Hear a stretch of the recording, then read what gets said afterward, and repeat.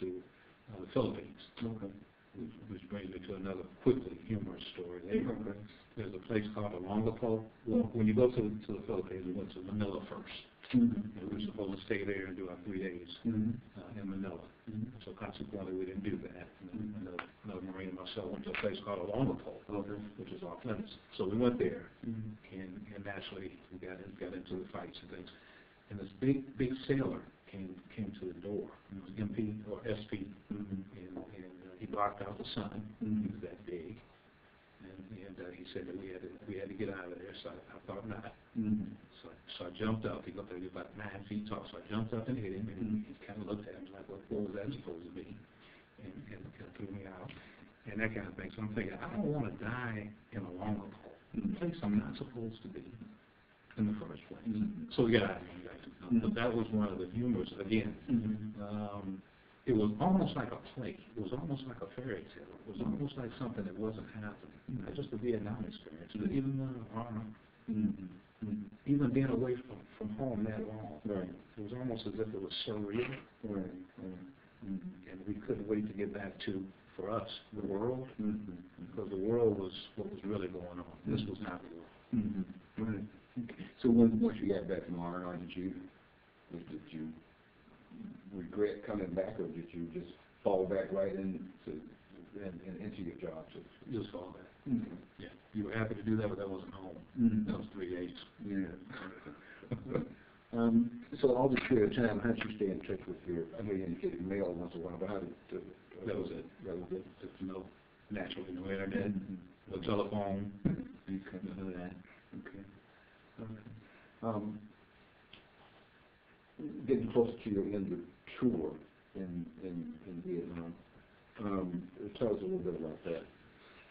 Near the end of again, I was on the DMZ at that time. So he said, well, it's time for you to head on back. And I said, well, that's a good thing. So I got on the helicopter, and naturally artillery rounds were coming in and different things were happening. I said, okay, so they're going to blow me out of the sky on my way out of here. So that's the kind of it was. Anyway, got out of there, and eventually got processed through Da Nang on to probably the train is what I'm thinking was sort of one of the airports. But anyway, went out through there to Okinawa, where we actually were tested to make sure we didn't have any diseases and that type of thing. So I spent a few days there. I forgot what they call it, to be processed. Before coming back to England. All right. And what were your, once you got to Okinawa, you cleared the bullet, so to speak. What was your feeling at that time? My feeling at that time was, I'm out of there, and now I need to go home. I'm out of there in one piece. Thank you, Lord. And now it's time for me to get my mindset ready for whatever was going on. We would hear stuff, volatile times, civil rights, and just different things were going on. But I started in Okinawa. I started preparing myself for what I might run into, and making somewhat of a contract with myself to never carry a weapon, which I haven't to this day for that reason. The reason was that you have a weapon to kill. I was trained to kill if I fire a weapon at anybody.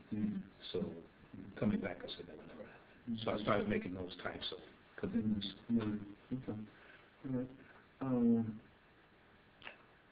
I know you have something there. Is there anything that you believe basically before we get to this next stage, I believe now, is there anything that you want to say that we haven't picked up?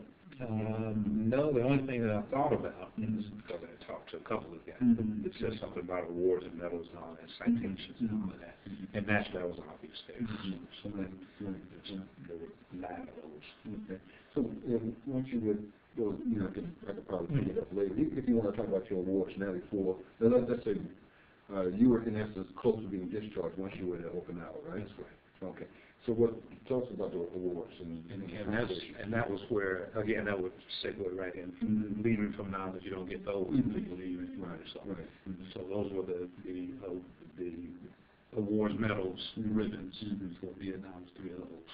Okay. And a citation, unit citation we got for some work that we had done, some intel work. Right. So we got one of those. The medals were the standard rifle and rifle expert, pistol, sharpshooter. And that, again, that was kind of humorous among ourselves when a new guy, we call them Nicky new guys, when they would come over, we would say, gee, what did you shoot on the rifle range? Because we don't want you around us. If you didn't qualify. Right. So they give you you want to just read off these medals here, or just you have them? You have them. I see them there, but you can just read them off if you want to. The National Defense, the Vietnam Service Medal, the Vietnam Campaign, Vietnam Meritorious Unit, citation,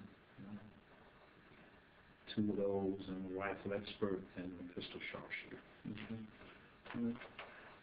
It also says here that you actually had top secret clearances and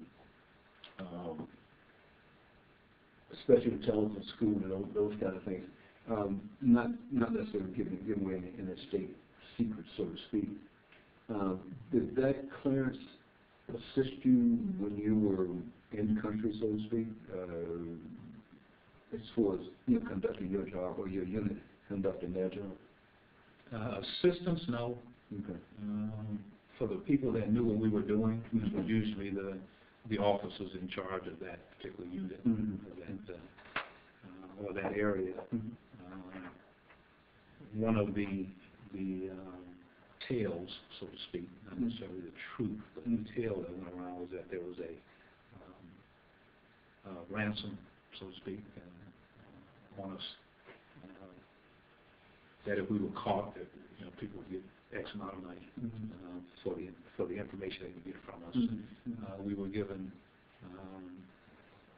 some peels, to not be caught, that type of thing. Okay. But as far as assistance in doing our job because of the clearance, no.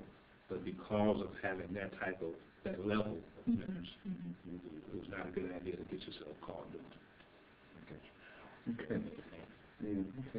We're in Okinawa now, and so what you've been tested for health purposes and all that good stuff. So what did you?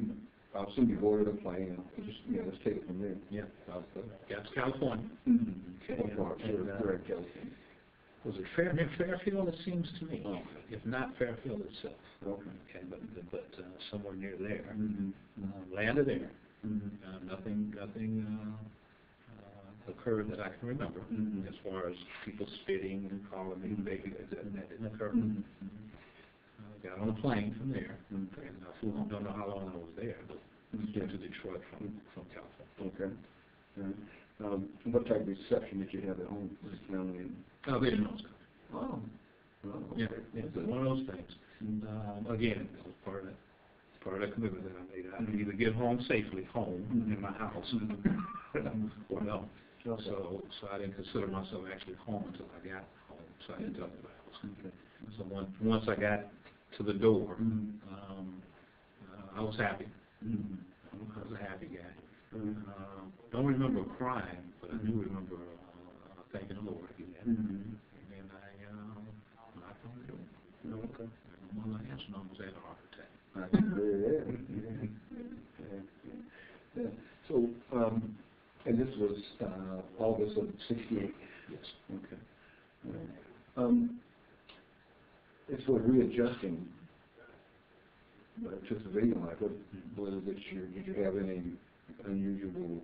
Well, just tell me how you adjusted it and what was the process? Okay. Well, at first I noticed that most of the young men my age were still partying, having a good time, and making a lot of money, working at Ford Chrysler. Wherever they were working, they were making a lot of money, had big cars. You wouldn't do some quarters. I had a Volkswagen that I had bought from the guy before I got out. And I didn't get out from Vietnam. I came back from Vietnam in '67, so in '68 I went back to Florida. right, because I didn't get out to 68. Okay, okay. Okay, but I did get home from Vietnam, that's what we're talking Yeah. about. So, Okay. um,